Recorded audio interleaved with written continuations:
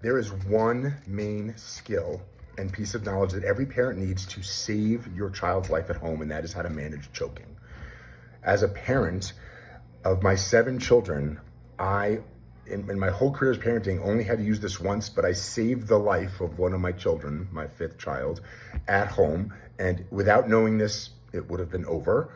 And choking is so important to know, to be able to act in the moment, because by the time you call 911 and get help, the damage is done and it could be permanent. So there are 3 important things to know to be able to save your child's life when it comes to choking. My first disclaimer is that there are many videos on this on YouTube, and I highly recommend you watch all of them to reinforce this, but I will demonstrate with our office bear, Phil.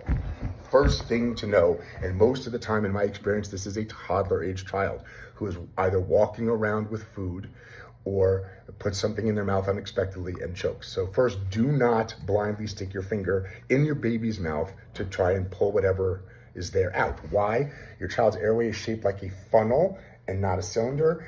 And if you push it in further blindly, it will become lodged and become impossible to remove.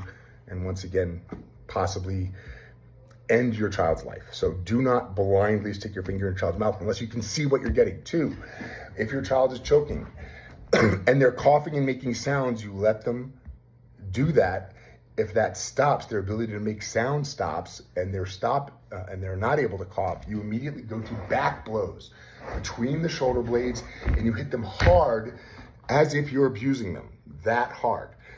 If that dislodges the problem, if it solves it, great. If that does not, then you go to thrusts. You do thrusts in the belly, at the bottom of the breastbone, at the end of the breastbone, about 2 fingers down, and don't spend a lot of time being ultra precise, but you put your fist there and you push in and up as hard as you can, as if you're trying to hurt your child. That is what dislodged the pizza crust for my own child's airway and saved her life.